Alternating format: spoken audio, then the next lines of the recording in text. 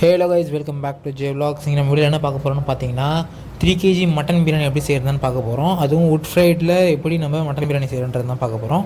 வாங்க வீடியோக்குள்ள போகலாம். வீடியோக்குள்ள போகிறது முன்னாடி நம்ம சேனல் எல்லாம் சப்ஸ்கிரைப் பண்ணால் பார்த்துருக்கீங்க அப்படின்னா நம்ம சேனலை சப்ஸ்கிரைப் பண்ணிவிடுங்க. ஃபஸ்ட்டு அடுப்பு இந்தமாரி விறகுலாம் வச்சு பற்ற வச்சுருங்க. பற்ற வச்சுட்டு ஒரு குண்டானை வச்சு ஹீட் பண்ணிவிடுங்க. ஹீட் ஆனதுக்கப்புறமா ஆயில் ஆட் பண்ணிக்கோங்க. ஆயில் பார்த்திங்கன்னா ஒரு 200 ml மேலே ஆயில் ஆட் பண்ணிக்கோங்க. அண்ட் ஒரு 2 tablespoon ஆஃப் கீ ஆட் பண்ணிவிட்டு அண்ட் ஆல் ஸ்பைசஸ் இருக்குல்ல, பட்டை கிராம்பு அது எல்லாத்தையுமே ஆட் பண்ணிவிட்டு வெங்காயம் ஆட் பண்ணிக்கோங்க.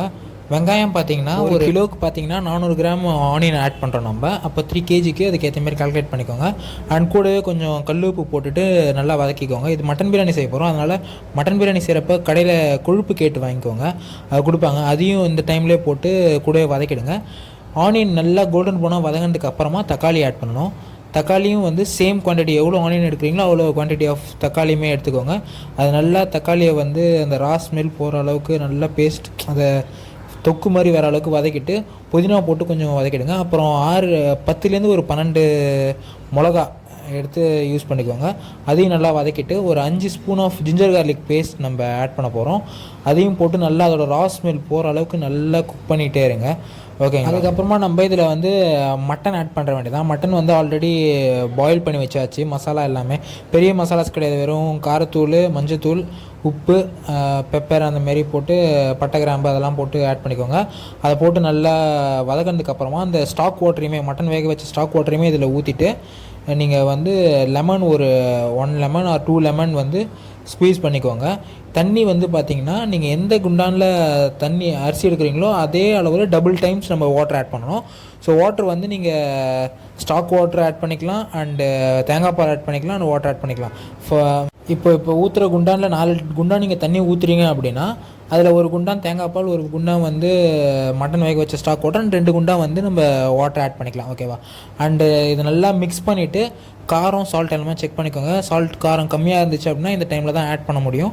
இதுக்கு மேலே நம்மளால் ஆட் பண்ண முடியாது. ஓகேங்களா? இதை போட்டுட்டு சால்ட்டு காரம் எவ்வளோ வேணுமோ ஆட் பண்ணிவிட்டு லிட் போட்டு மூட்டி நல்லா கொதிக்க விடுங்க. அது நல்லா கொதித்து இந்த மாதிரி வரணும். கொதிச்சு இந்த சைட்லாம் பார்த்திங்கன்னா ஆயில் பிரியும். ஓகேங்களா? நம்ம தேங்காய் பால் ஊற்றுறதுனால நம்ம இந்த நுர மாதிரி தெரியுது உங்களுக்கு, அதனால் எதுவும் இஷ்யூஸ் இல்லை. ஸோ நீங்கள் நல்லா கொதிக்க விடுங்க. கொதிக்க விட்டதுக்கு அப்புறமா நம்ம ரைஸ் ஆட் பண்ணணும். இதுக்கு அடுத்து தான் இந்த ஸ்டேஜில். ஓகேவா? ரைஸ் நம்ம பாஸ்மதி அரிசி தான் இதுக்கு எடுத்திருக்கோம். அரிசியும் நம்ம ஒரு 30 மினிட்ஸ் மினிமம் ஊற வச்சுருங்க அரிசி. ஓகேவா? ஊற வச்சு வாஷ் பண்ணி ஊற வைங்க. ஊற வச்சுட்டு போட்டு அரிசி உடையாமல் மெழுக்காக கிண்டுங்க. ஓகேவா? ரொம்பவும் கிண்டக்கூடாது, லைட்டாக கிண்டிட்டு அந்த லிட் போட்டு நீங்கள் மூடி விட்டுருங்க. மூடி விட்டுட்டு அடுப்பு நல்லா எரியுதான்னு மட்டும் நல்லா செக் பண்ணிக்கோங்க. ஓகேவா? செக் பண்ணிவிட்டு திரும்ப லிட் ஓப்பன் பண்ணிவிட்டு தண்ணி இருக்கும்போதே திரும்ப ஒரே ஒரு தடவை லைட்டாக கிண்டி விடுங்க. கிண்டி விட்டுட்டு அதுக்கப்புறம் இது பண்ணாதீங்க. தண்ணி நல்லா சுண்டுனதுக்கப்புறமா எடுத்து இந்த மாதிரி பெரட்டி விட்டுருங்க. ஓகேவா?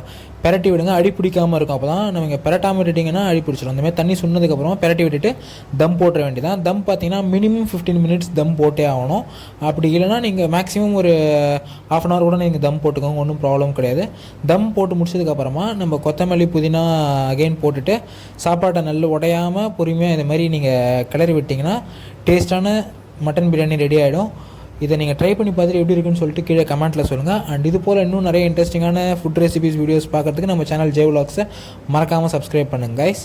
நாளைக்கு இன்னொரு வீடியோவில் பார்க்குறேன். Until then by.